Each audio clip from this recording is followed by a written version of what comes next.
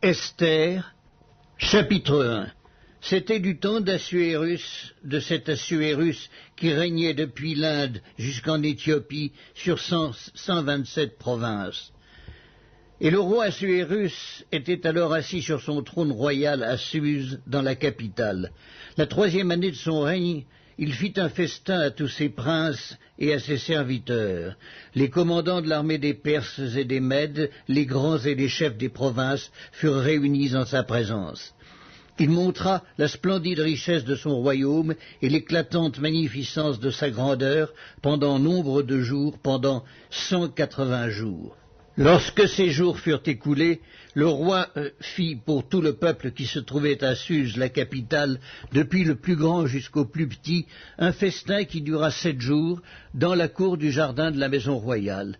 Des tentures blanches, vertes et bleues étaient attachées par des cordons de byssus et de pourpre à des anneaux d'argent et à des colonnes de marbre. Des lits d'or et d'argent reposaient sur un pavé de porphyre, de marbre, de nacre et de pierre noire. On servait à boire dans des vases d'or de différentes espèces, et il y avait abondance de vin royal grâce à la libéralité du roi. Mais on ne forçait personne à boire, car le roi avait ordonné à tous les gens de sa maison de se conformer à la volonté de chacun. La reine Vasthi fit aussi un festin pour les femmes dans la maison royale du roi Assuérus. Le 7e jour, comme le cœur du roi était réjoui par le vin, il ordonna à Méhuman, Bista, Arbona, Bicta, Abagta, Zéta et Carcasse, les 7 eunuques qui servaient devant le roi Assuérus, d'amener en sa présence la reine Vasthi avec la couronne royale pour montrer sa beauté aux peuples et aux grands, car elle était belle de figure. Mais la reine Vasthi refusa de venir quand elle reçut par les eunuques l'ordre du roi, et le roi fut très irrité, il fut enflammé de colère. Alors le roi s'adressa aux sages qui avaient la connaissance des temps, car ainsi se traitaient les affaires du roi devant tous ceux qui connaissaient les lois et le droit. Il avait auprès de lui Karschena, Shétar, Admata, Tarsis, Mérès, Marséna, Mémucan, 7 princes de Perse et de Médie, qui voyaient la face du roi et qui occupaient le premier rang dans le royaume. Quelle loi, dit-il, faut-il appliquer à la reine Vasthi pour n'avoir point exécuté ce que le roi Assuérus lui a ordonné par les eunuques? Mémucan répondit devant le roi et les princes, ce n'est pas seulement à l'égard du roi que la reine Vasthi a mal agi, c'est aussi envers tous les princes et tous les peuples qui sont dans toutes les provinces du roi Assuérus. Car l'action de la reine parviendra à la connaissance de toutes les femmes et les portera à mépriser leurs maris. Elles diront, le roi Assuérus avait ordonné qu'on amenât en sa présence la reine Vasthi, et elle n'y est pas allée. Et dès ce jour, les princesses de Perse et de Médie qui auront appris l'action de la reine, la rapporteront à tous les chefs du roi, de là beaucoup de mépris et de colère. Si le roi le trouve bon, qu'on publie de sa part et qu'on inscrive parmi les lois des Perses et des Mèdes, avec défense de la transgresser, une ordonnance royale, d'après laquelle Vasthi ne paraîtra plus devant le roi Assuérus, et le roi donnera la dignité de reine à une autre, qui soit meilleure qu'elle. L'édit du roi sera connu dans tout son royaume, quelque grand qu'il soit, et toutes les femmes rendront honneur à leur mari, depuis le plus grand jusqu'au plus petit. Cet avis fut approuvé du roi et des princes, et le roi agit d'après la parole de Mémucan. Il envoya des lettres à toutes les provinces du royaume, à chaque province selon son écriture, et à chaque peuple selon la langue. Elles portaient que tout homme devait être le maître dans sa maison, et qu'il parlerait la langue de son peuple. Esther, chapitre 2. Après ces choses, lorsque la colère du roi Assuérus se fut calmée, il pensa à Vasthi, à ce qu'elle avait fait, et à la décision qui avait été prise à son sujet. Alors ceux qui servaient le roi dirent, « qu'on cherche pour le roi des jeunes filles vierges et belles de figure, que le roi établisse dans toutes les provinces de son royaume des commissaires chargés de rassembler toutes les jeunes filles, vierges et de belles figures, à Suse, la capitale, dans la maison des femmes, sous la surveillance d'Égée, eunuque du roi et gardien des femmes, qui leur donnera les choses nécessaires pour leur toilette. Et que la jeune fille qui plaira au roi devienne reine à la place de Vasti. Cet avis eut l'approbation du roi, et il fit ainsi. Il y avait dans Suse, la capitale, un juif nommé Mardoché, fils de Jaïr, fils de Chiméi, fils de Kis, homme de Benjamin, qui avait été emmené de Jérusalem parmi les captifs déportés avec Jéconia, roi de Juda, par Nebuchadnezzar, roi de Babylone. Il élevait Hadassa, qui est Esther, fille de son oncle, car elle n'avait ni père ni mère. La jeune fille était belle de taille et belle de figure. À la mort de son père et de sa mère, Mardoché l'avait adoptée pour fille. Lorsqu'on eut publié l'ordre du roi et son édit, et qu'un grand nombre de jeunes filles furent rassemblées à Suse, la capitale, sous la surveillance d'Égaï, Esther fut aussi prise et conduite dans la maison du roi, sous la surveillance d'Égaï, gardien des femmes. La jeune fille lui plut et trouva grâce devant lui. Il s'empressa de lui fournir les choses nécessaires pour sa toilette et pour sa subsistance, lui donna 7 jeunes filles, choisies dans la maison du roi, et la plaça avec ces 7 jeunes filles dans le meilleur appartement de la maison des femmes. Esther ne fit connaître ni son peuple ni sa naissance, car Mardoché lui avait défendu d'en parler. Et chaque jour, Mardoché allait et venait devant la cour de la maison des femmes pour savoir comment se portait Esther et comment on la traitait. Chaque jeune fille allait à son tour vers le roi Assuérus, après avoir employé 12 mois à s'acquitter de ce qui était prescrit aux femmes.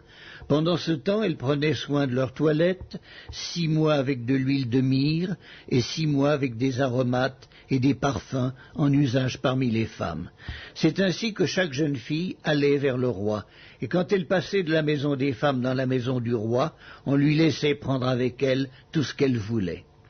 Elle y allait le soir, et le lendemain matin, elle passait dans la seconde maison des femmes, sous la surveillance de Chash-Gaz, eunuque du roi et gardien des concubines. Elle ne retournait plus vers le roi, à moins que le roi n'en eût le désir et qu'elle ne fût appelée par son nom. Lorsque son tour d'aller vers le roi fut arrivé, Esther, fille d'Abicaïl, oncle de Mardoché, qui l'avait adoptée pour fille, ne demanda que ce qui fut désigné par Égaï, eunuque du roi et gardien des femmes. Esther trouvait grâce aux yeux de tous ceux qui la voyaient. Esther fut conduite auprès du roi Assuérus dans sa maison royale le 10e mois, qui est le mois de Tébet, la 7e année de son règne. Le roi aima Esther plus que toutes les autres femmes, et elle obtint grâce et faveur devant lui plus que toutes les autres jeunes filles. Il mit la couronne royale sur sa tête et la fit reine à la place de Vasti. Le roi donna un grand festin à tous ses princes et ses serviteurs, un festin en l'honneur d'Esther. Il accorda du repos aux provinces et fit des présents avec une libéralité royale. La seconde fois qu'on assembla les jeunes filles, Mardoché était assis à la porte du roi. Esther n'avait fait connaître ni sa naissance, ni son peuple, car Mardoché le lui avait défendu, et elle suivait les ordres de Mardoché aussi fidèlement qu'à l'époque où elle était sous sa tutelle. Dans ce même temps, comme Mardoché était assis à la porte du roi, Bigtan et Teresh, 2 eunuques du roi, gardes du seuil, cédèrent un mouvement d'irritation et voulurent porter la main sur le roi Assuérus. Mardoché eut connaissance de la chose et en informa la reine Esther, qui la redit au roi de la part de Mardoché. Le fait ayant été vérifié et trouvé exact, les 2 eunuques furent pendus à un bois, et cela fut écrit dans le livre des Chroniques, en présence du roi. Esther, chapitre 3. Après ces choses, le roi Assuérus fit monter au pouvoir Haman, fils d'Hammédatha l'Agagite. Il l'éleva en dignité et plaça son siège au-dessus de tous les chefs qui étaient auprès de lui. Tous les serviteurs du roi qui se tenaient à la porte du roi fléchissaient le genou et se prosternaient devant Haman, car tel était l'ordre du roi à son égard. Mais Mardochée ne fléchissait point le genou et ne se prosternait point. Et les serviteurs du roi qui se tenaient à la porte du roi dirent à Mardochée, « Pourquoi transgresses-tu l'ordre du roi ?» Comme ils le lui répétaient chaque jour et qu'il ne les écoutait pas, ils en firent rapport à Haman pour voir si Mardochée persisterait dans sa résolution, car il leur avait dit qu'il était juif. Et Haman vit que Mardochée ne fléchissait point le genou et ne se prosternait point devant lui. Il fut rempli de fureur, mais il dédaigna de porter la main sur Mardochée seul, car on lui avait dit de quel peuple était Mardochée, et il voulut détruire le peuple de Mardochée, tous les Juifs qui se trouvaient dans tout le royaume d'Assuérus. Au premier mois, qui est le mois de Nisan, la 12e année du roi Assuérus, on jeta le pur, c'est-à-dire le sort, devant Haman, pour chaque jour et pour chaque mois, jusqu'au 12e mois, qui est le mois d'Adar.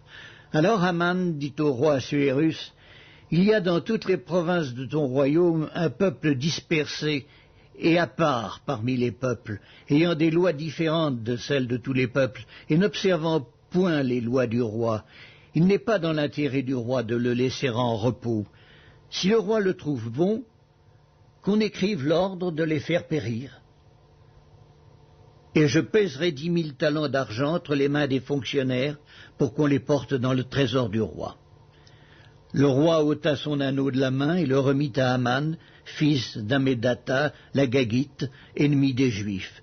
Et le roi dit à Haman, « L'argent t'est donné, et ce peuple aussi, fais-en ce que tu voudras. » Les secrétaires du roi furent appelés le 13e jour du premier mois, et l'on écrivit, suivant tout ce qui fut ordonné par Haman, aux satrapes du roi, aux gouverneurs de chaque province et aux chefs de chaque peuple, à chaque province selon son écriture et à chaque peuple selon sa langue. Ce fut au nom du roi Assuérus que l'on écrivit et l'on scella avec l'anneau du roi. Les lettres furent envoyées par les courriers dans toutes les provinces du roi pour qu'on détruisît, qu'on tuât et qu'on fît périr tous les Juifs, jeunes et vieux, petits enfants et femmes, en un seul jour, le 13e du 12e mois, qui est le mois d'Adar, et pour que leurs biens fussent livrés au pillage. Ces lettres renfermaient une copie de l'édit qui devait être publié dans chaque province et invitaient tous les peuples à se tenir prêts pour ce jour-là. Les courriers partirent en toute hâte d'après l'ordre du roi. L'édit fut aussi publié dans Suse, la capitale, et tandis que le roi et Haman étaient à boire, la ville de Suse était dans la consternation. Esther, chapitre 4. Mardochée, ayant appris tout ce qui se passait, déchira ses vêtements, s'enveloppa d'un sac et se couvrit de cendres. Puis il alla au milieu de la ville en poussant avec force des cris amers, et se rendit jusqu'à la porte du roi, dont l'entrée était interdite à toute personne revêtue d'un sac. Dans chaque province, partout où arrivait l'ordre du roi et son édit, il y eut une grande désolation parmi les Juifs. Ils jeûnaient, pleuraient, se lamentaient, et beaucoup se couchaient sur le sac et la cendre. Les servantes d'Esther et ses eunuques vinrent lui annoncer cela, et la reine fut très effrayée. Elle envoya des vêtements à Mardochée pour le couvrir et lui faire ôter son sac, mais il ne les accepta pas. Alors Esther appela Hattak, l'un des eunuques que le roi avait placé auprès d'elle, et elle le chargea d'aller demander à Mardochée ce que c'était et d'où cela venait. Hattak se rendit vers Mardochée sur la place de la ville, devant la porte du roi. Et Mardochée lui raconta tout ce qui lui était arrivé, et lui indiqua la somme d'argent qu'Haman avait promis de livrer au trésor du roi en retour du massacre des Juifs. Il lui donna aussi une copie de l'édit publié dans Suse en vue de leur destruction, afin qu'il le montrât à Esther et lui fit tout connaître. Et il ordonna qu'Esther se rendît chez le roi pour lui demander grâce et l'implorer en faveur de son peuple. Hattak vint rapporter à Esther les paroles de Mardochée. Esther chargea Hattak d'aller dire à Mardochée: « Tous les serviteurs du roi et le peuple des provinces du roi savent qu'il existe une loi portant peine de mort contre quiconque, homme ou femme, entre chez le roi dans la cour intérieure sans avoir été appelé. Celui-là seul a la vie sauve à qui le roi tend le sceptre d'or. Et moi, je n'ai point été appelé auprès du roi depuis 30 jours. Lorsque les paroles d'Esther eurent été rapportées à Mardochée, Mardochée fit répondre à Esther, « Ne t'imagine pas que tu échapperas seul d'entre tous les Juifs, parce que tu es dans la maison du roi, car si tu te tais maintenant, le secours et la délivrance surgiront d'autre part pour les Juifs, et toi et la maison de ton père vous périrez. Et qui sait si ce n'est pas pour un temps comme celui-ci que tu es parvenu à la royauté. » Esther envoya dire à Mardochée, « Va, rassemble tous les Juifs qui se trouvent à Suse, et jeûnez pour moi, sans manger ni boire pendant 3 jours, ni la nuit ni le jour. Moi aussi je jeûnerai, de même, avec mes servantes, puis j'entrerai chez le roi, malgré la loi, et si je dois périr, je périrai. » Mardochée s'en alla, et fit tout ce qu'Esther lui avait ordonné. Esther, chapitre 5. Le 3e jour, Esther mit ses vêtements royaux et se présenta dans la cour intérieure de la maison du roi, devant la maison du roi. Le roi était assis sur son trône royal dans la maison royale, en face de l'entrée de la maison. Lorsque le roi vit la reine Esther debout dans la cour, elle trouva grâce à ses yeux. Et le roi tendit à Esther le sceptre d'or qu'il tenait à la main. Esther s'approcha et toucha le bout du sceptre. Le roi lui dit, « Qu'as-tu, reine Esther, et que demandes-tu? Quand ce serait la moitié du royaume, elle te serait donnée. » Esther répondit, « Si le roi le trouve bon, que le roi vienne aujourd'hui avec Aman au festin que je lui ai préparé. » Et le roi dit, « Allez tout de suite chercher Aman, comme le désire Esther. » Le roi se rendit avec Aman au festin qu'avait préparé Esther. Et pendant qu'on buvait le vin, le roi dit à Esther, « Quelle est ta demande ? Elle te sera accordée. Que désires-tu? Quand ce serait la moitié du royaume, tu l'obtiendras. » Esther répondit, « Voici ce que je demande et ce que je désire. Si j'ai trouvé grâce aux yeux du roi, et s'il plaît au roi d'accorder ma demande et de satisfaire mon désir, que le roi vienne avec Aman au festin que je leur préparerai, et demain je donnerai réponse au roi selon son ordre. » Aman sortit ce jour-là, joyeux et le cœur content. Mais lorsqu'il vit à la porte du roi Mardochée, qui ne se levait ni ne se remuait devant lui, il fut rempli de colère contre Mardochée. Il sut néanmoins se contenir et il alla chez lui. Puis il envoya chercher ses amis et Zeresh, sa femme. Aman leur parla de la magnificence de ses richesses, du nombre de ses fils, de tout ce qu'avait fait le roi pour l'élever en dignité, et du rang qu'il lui avait donné au-dessus des chefs et des serviteurs du roi. Et il ajouta, « Je suis même le seul que la reine Esther ait admis avec le roi au festin qu'elle a fait, et je suis encore invité pour demain chez elle avec le roi.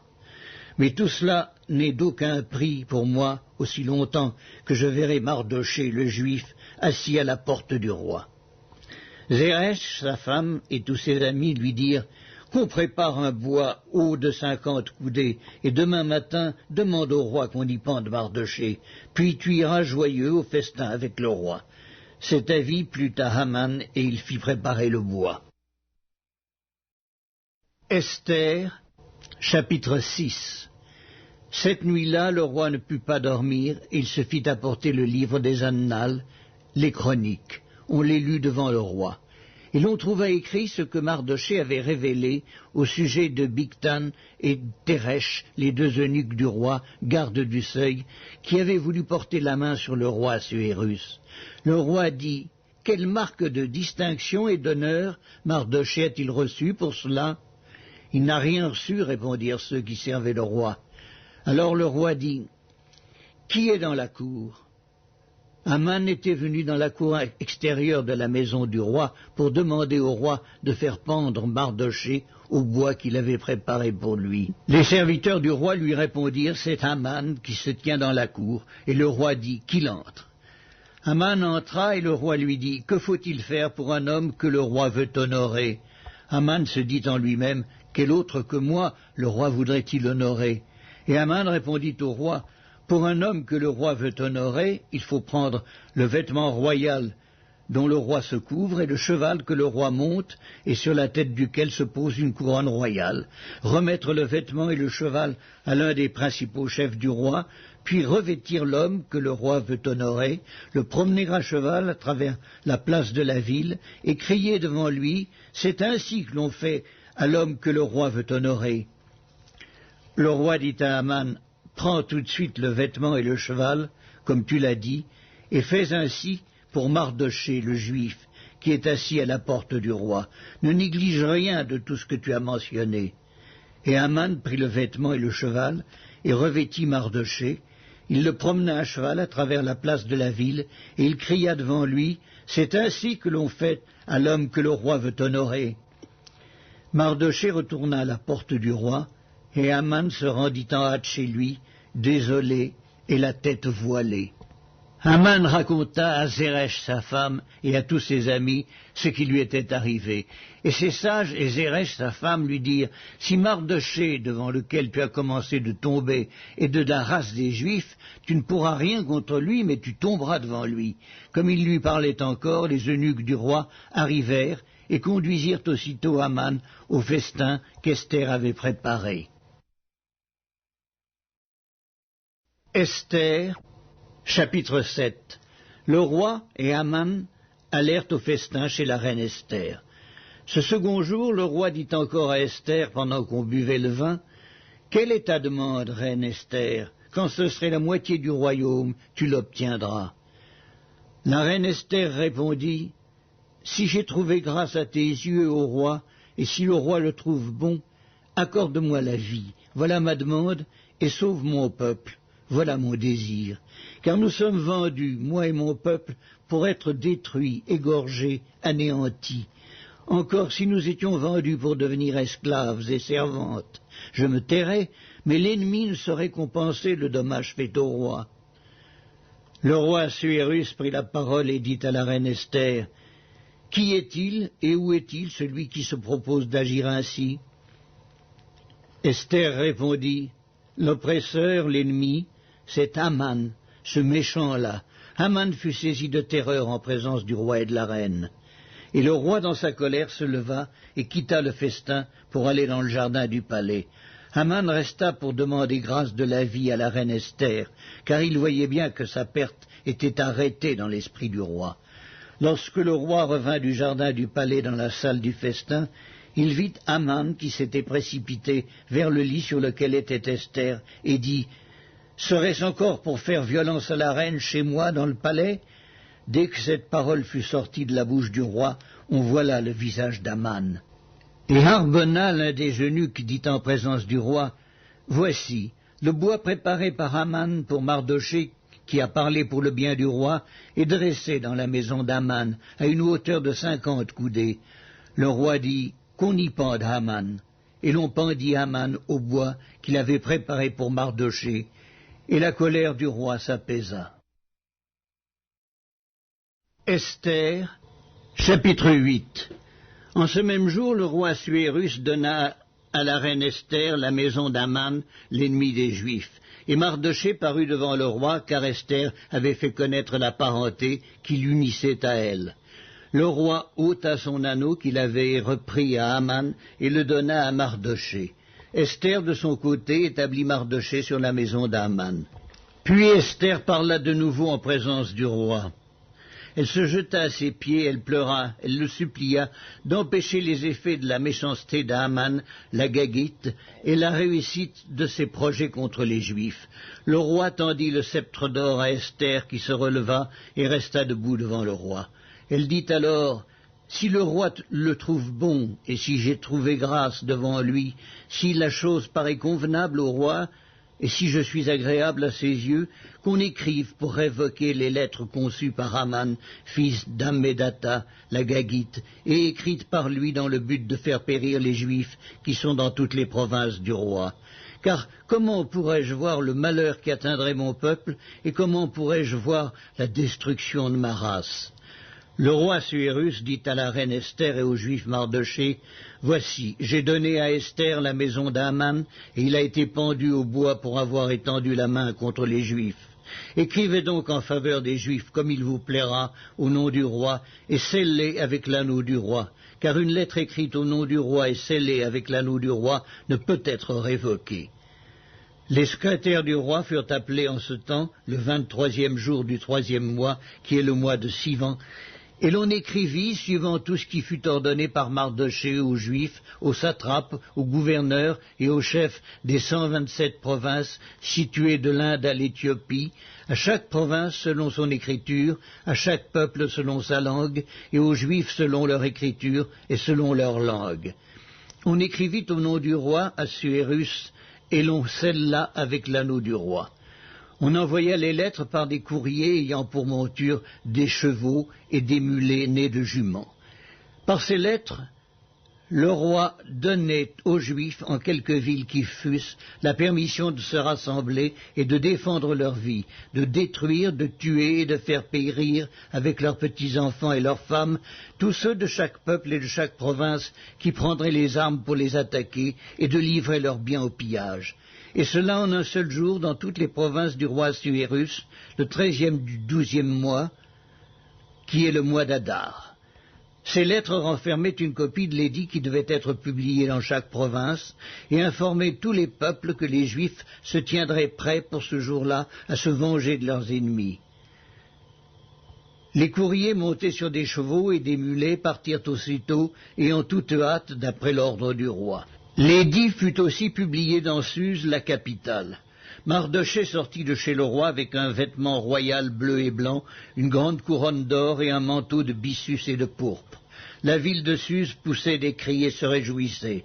Il n'y avait pour les Juifs que bonheur et joie, allégresse et gloire. Dans chaque province et dans chaque ville, partout où arrivait l'ordre du roi et son édit, il y eut parmi les Juifs de la joie et de l'allégresse, des festins et des fêtes. Et beaucoup de gens d'entre les peuples du pays se firent juifs, car la crainte des Juifs les avait saisis. Esther, chapitre 9. Au 12e mois, qui est le mois d'Adar, le 13e jour du mois, jour où devait s'exécuter l'ordre et l'édit du roi, et où les ennemis des Juifs avaient espéré dominer sur eux, ce fut le contraire qui arriva, et les Juifs dominèrent sur leurs ennemis. Les Juifs se rassemblèrent dans leurs villes, dans toutes les provinces du roi Assuérus, pour mettre la main sur ceux qui cherchaient leur perte, et personne ne put leur résister, car la crainte qu'on avait d'eux s'était emparée de tous les peuples. Et tous les chefs des provinces, les satrapes, les gouverneurs, les fonctionnaires du roi, soutinrent les Juifs à cause de l'effroi que leur inspirait Mardochée. Car Mardochée était puissant dans la maison du roi, et sa renommée se répandait dans toutes les provinces parce qu'il devenait de plus en plus puissant. Les Juifs frappèrent à coups d'épée tous leurs ennemis, les tuèrent et les firent périr. Ils traitèrent comme il leur plut ceux qui leur étaient hostiles. Dans Suse, la capitale, les Juifs tuèrent et firent périr 500 hommes, et ils égorgèrent par Shamdata, Dalphon, Aspata, Porata, Adalia, Aridata, par Mashta, Arisaï, Aridaï et Vaïzata, les 10 fils d'Aman, fils d'Amedata, l'ennemi des Juifs, mais ils ne mirent pas la main au pillage. Ce jour-là, le nombre de ceux qui avaient été tués dans Suse, la capitale, parvint à la connaissance du roi. Et le roi dit à la reine Esther, « Les Juifs ont tué et fait périr dans Suse, la capitale, 500 hommes et les 10 fils d'Aman. Qu'auront-ils fait dans le reste des provinces du roi? Quelle est ta demande? Elle te sera accordée. Que désires-tu encore? Tu l'obtiendras. » Esther répondit, « Si le roi le trouve bon, qu'il soit permis aux Juifs qui sont à Suse d'agir encore demain, selon le décret d'aujourd'hui, et que l'on pende au bois les 10 fils d'Aman. » Et le roi ordonna de faire ainsi. L'édit fut publié dans Suse, on pendit les 10 fils d'Aman. Et les Juifs qui se trouvaient à Suse se rassemblèrent de nouveau le 14e jour du mois d'Adar, et tuèrent dans Suse 300 hommes, mais ils ne mirent pas la main au pillage. Les autres Juifs qui étaient dans les provinces du roi se rassemblèrent et défendirent leur vie. Ils se procurèrent du repos en se délivrant de leurs ennemis, et ils tuèrent 75 000 de ceux qui leur étaient hostiles, mais ils ne mirent pas la main au pillage. Ces choses-là arrivèrent le 13e jour du mois d'Adar. Les Juifs se reposèrent le 14e, et ils en firent un jour de festin et de joie. Ceux qui se trouvaient à Suse, s'étant rassemblés le 13e jour et le 14e jour, se reposèrent le 15e, et ils en firent un jour de festin et de joie. C'est pourquoi les Juifs de la campagne qui habitent des villes sans murailles font du 14e jour du mois d'Adar un jour de joie, de festin et de fête, où l'on s'envoie des portions les uns aux autres. Mardochée écrivit ces choses, et il envoya des lettres à tous les Juifs qui étaient dans toutes les provinces du roi Assuérus, au près et au loin. Il leur prescrivait de célébrer chaque année le 14e jour et le 15e jour du mois d'Adar, comme les jours où ils avaient obtenu du repos en se délivrant de leurs ennemis, de célébrer le mois où leur tristesse avait été changée en joie et leur désolation en jour de fête, et de faire de ces jours des jours de festin et de joie où l'on s'envoie des portions les uns aux autres et où l'on distribue des dons aux indigents. Les Juifs s'engagèrent à faire ce qu'ils avaient déjà commencé et ce que Mardochée leur écrivit. Car Haman, fils d'Amédatha, l'Agagite, ennemi de tous les Juifs, avait formé le projet de les faire périr, et il avait jeté le pur, c'est-à-dire le sort, afin de les tuer et de les détruire. Mais Esther s'étant présentée devant le roi ordonna par écrit de faire retomber sur la tête d'Aman le méchant projet qu'il avait formé contre les Juifs et de le pendre au bois, lui et ses fils. C'est pourquoi on appela ces jours Purim du nom de Pur. D'après tout le contenu de cette lettre, d'après ce qu'ils avaient eux-mêmes vu et ce qui leur était arrivé, les Juifs prirent pour eux, pour leur postérité et pour tous ceux qui s'attacheraient à eux, la résolution et l'engagement irrévocable de célébrer chaque année ces 2 jours, selon le mode prescrit et au temps fixé. Ces jours devaient être rappelés et célébrés de génération en génération, dans chaque famille, dans chaque province et dans chaque ville, et ces jours de Purim ne devaient jamais être abolis au milieu des Juifs, ni le souvenir s'en effacer parmi leurs descendants. La reine Esther, fille d'Abicaïl, et le juif Mardochée écrivirent d'une manière pressante une seconde fois pour confirmer la lettre sur les Purim. On envoya des lettres à tous les Juifs dans les 127 provinces du roi Assuérus. Elles contenaient des paroles de paix et de fidélité pour prescrire ces jours de Purim au temps fixé, comme le juif Mardochée et la reine Esther les avaient établis pour eux, et comme ils les avaient établis pour eux-mêmes et pour leur postérité, à l'occasion de leurs jeûnes et de leurs cris. Ainsi l'ordre d'Esther confirma l'institution des Purim, et cela fut écrit dans le livre. Esther, chapitre 10. Le roi Assuérus imposa un tribut au pays et aux îles de la mer. Tous les faits concernant sa puissance et ses exploits, et les détails sur la grandeur à laquelle le roi éleva Mardochée, ne sont-ils pas écrits dans le livre des chroniques des rois des Mèdes et des Perses? Car le juif Mardochée était le premier après le roi Assuérus. Considéré parmi les Juifs et aimé de la multitude de ses frères, il rechercha le bien de son peuple et parla pour le bonheur de toute sa race.